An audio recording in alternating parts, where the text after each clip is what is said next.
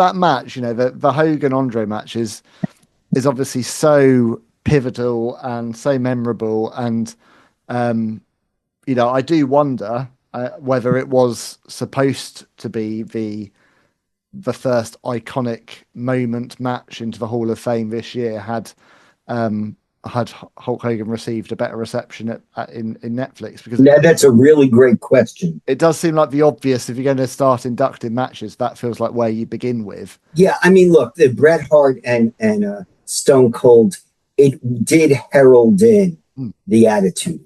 Oh, it's one of my favorite matches of all time. Absolutely. Yeah, mine too.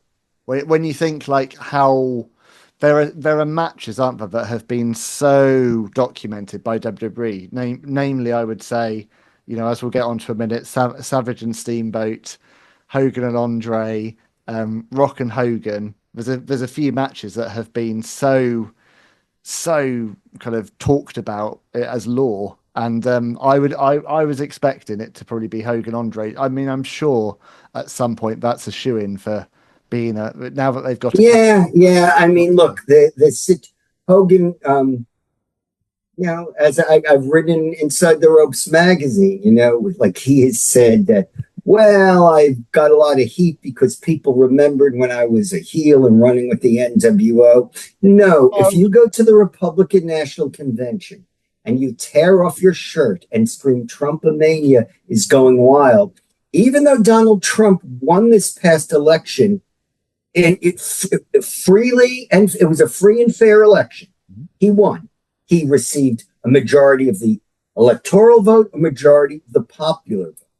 But let's remember, 70 million people still voted against him. Yep. Some of those people, especially in a city like Los Angeles, which is home to Hollywood, which is always criticized for leaning left, whether that's true or not, some of those people were in that arena. So when Hulk Hogan comes out, they're not booing him because he was in the NWO. The NWO was actually pretty cool.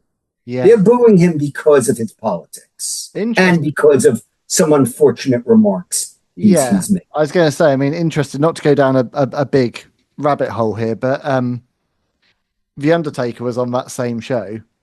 Yes, and he was cheered. He was cheered loudly. Loudly. And his politics skew in the same direction, but The Undertaker has never said anything racially insensitive. No. Has not then buckled down and defended himself. And he had Trump on his podcast. And, it was The Undertaker, Kane, and Trump. They had a civil discussion. He made his endorsement known. And I think he was respected for being a man with a human being with an opinion. Yeah. He did not, go on, onto the stage of the Republican National Convention and say, Joe Biden, you will rest in peace. Oh, can you imagine? Politics and wrestling have always been very uncomfortable bedfellows. No, but you know what?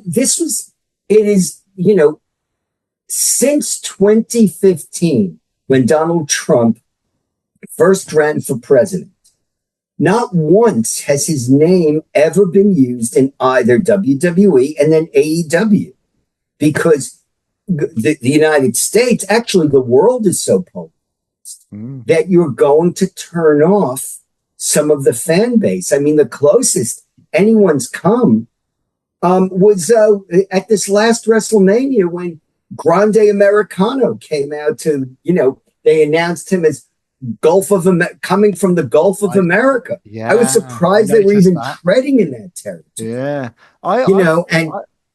I was interested because obviously WrestleMania 3 is really where we start to see, you got Aretha Franklin there. It's when we really start to see the spectacle of the American national anthem, or America the Beautiful, being performed as part of the presentation. And as the years have gone on, obviously I've been watching WrestleMania, and it is the kind of a quintessential American export for us. The annual Who's Going to Sing America the Beautiful is just something we're used to as British fans. And WrestleMania 41, first time it wasn't aired. I understand it played in the stadium, and it was performed in the stadium, but it wasn't on the Netflix broadcast, which I thought was really interesting. Yes, that's very interesting. And I know that I was in the stadium. I mean, it would not have been booed. Even though you had a lot of European and Canadian fans there, they would not have booed the national. First of all, there were also many Americans there. If you tried it again in Canada, I mean, and that's what happened at Elimination Chamber. Of course, it was booed. Maybe WWE didn't want to take any risks, but it's a shame because it is a break with tradition, and it's a very nice tradition for me as an American to hear, a great artist sing "America the Beautiful," and I don't know the real reason why it wasn't. Well, seeing it live last year in Philadelphia, I got goosebumps with the right.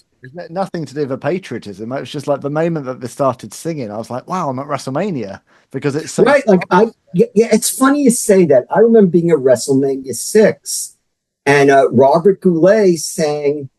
I'm not sure if he sang "America the Beautiful" or the American national anthem, but then he sang "Oh Canada," and he sang some of it in French, and that was also, it was like chilling to me, to hear that up in Canada. And so it's quite a moment. Now I'm trying to remember, 1992, was "God Save the Queen" performed at SummerSlam? Certainly not broadcast. Whether it was actually, I wasn't lucky enough to go to Wembley Stadium. A lot of my friends were. Dante Richardson would. Yeah, but I'm not sure if it was ever performed. But when we get WrestleMania London, and when you're over here, Keith, for WrestleMania London, it's got to happen, hasn't it? But again, it might not, for the same reason. There'd be a body of people who would boo a song in celebration of the monarchy. So, that's true. Yeah, that's true. In particular, I mean, I was going to say particularly the Irish, but the Irish, I think they've moved on.